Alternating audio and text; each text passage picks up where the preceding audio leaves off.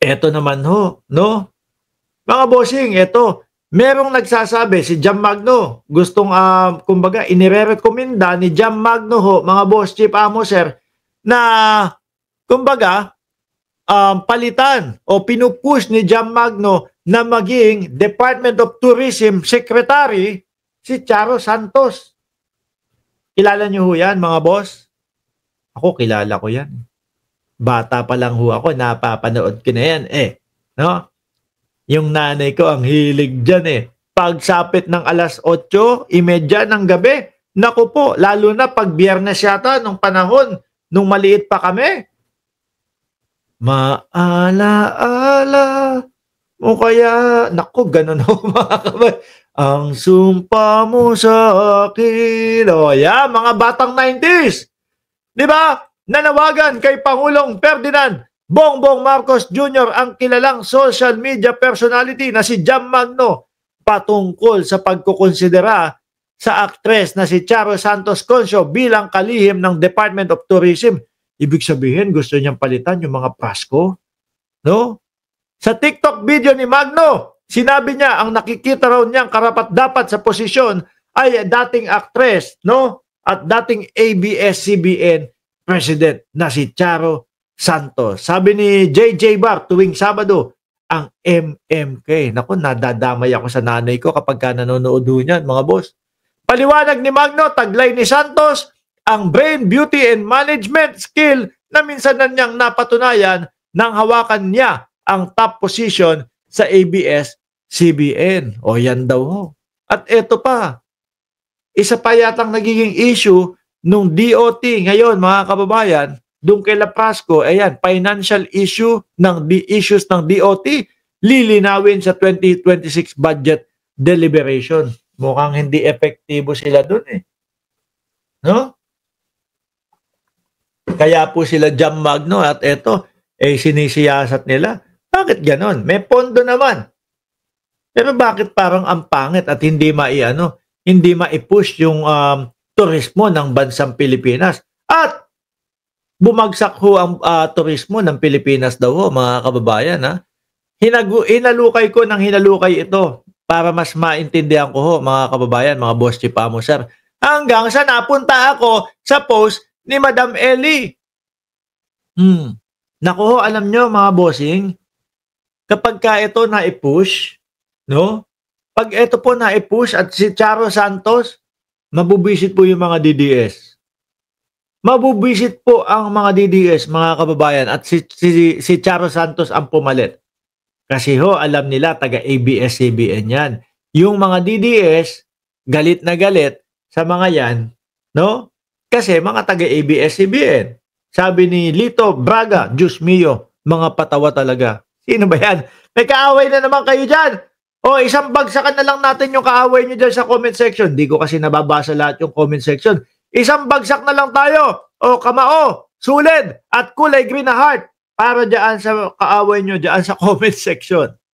O, ngayon, para mas malinawan ho ako, mga kababayan, binasa ko yung post ni Madam Ellie. Wala pang slogan ang tourism, sabi ni Joel Depano. From prime time to prime tourism, why Charo Santos Concio is more than fit to be tourism secretary. Every time I travel locally, I brace myself not for the adventure, but for the ordeal. Delayed flights, overpriced airport taxis, lack of viable transportation option, and kapwa Pinoys who see you less as guests and more as a walking ATM. Hindi, totoo yun, mga kababayan.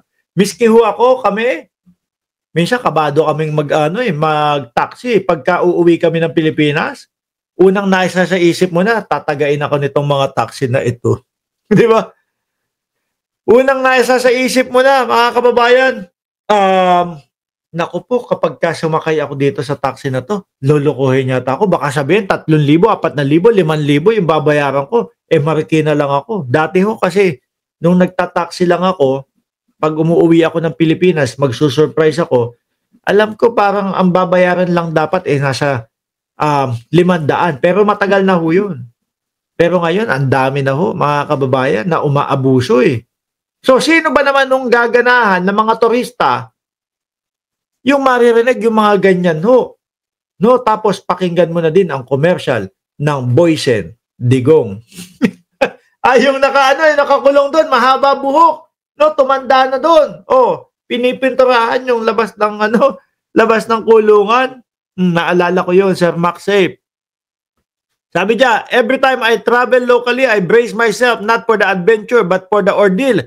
Delayed flights, overpriced airport taxi, lack of viable transportation option, and kapwa Pinoys who see you less as a guest and more as a walking ATM. We boast world-class beaches and jaw-dropping landscape, yet the journey often feels like an obstacle course. Magaling palang mag-English itong si Madam Ellie, Oh, they say it's the journey, not the destination. In the Philippines, it's the opposite. The journey can be hell. Only the destination redeems it. And Undersecretary Cristina Prasco, tourism problem didn't just remain.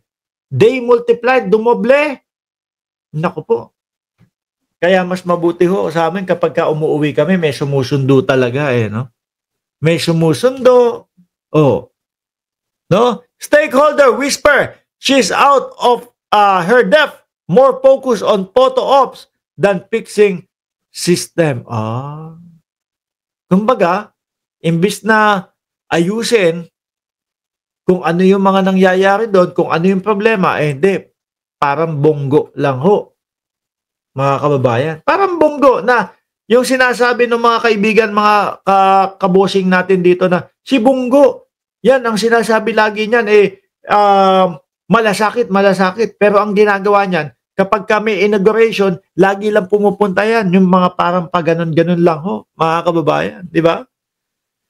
I guess it's time for leadership that can actually sell the Philippines to the world, not just pose for it in the photo ops on that note. Aba, talagang napupush ho at talagang isinisigaw nila na maging DOT Secretary si maalaala mo kaya Charo Santos Concio. Pagkayan ho mga kababayan ang nangyari, mag-iiyakan ang mga DDS ho. Ayaw nila ng mga taga ABS-CBN. Lalo na ito, fresh na fresh po sa kanila.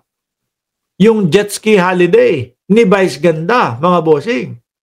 Lalo pong maiinis, mabubwisit yang mga yan, mga kababayan. Anyway, ayun, kapag ka natuloy yun, tingin ko mas okay yan.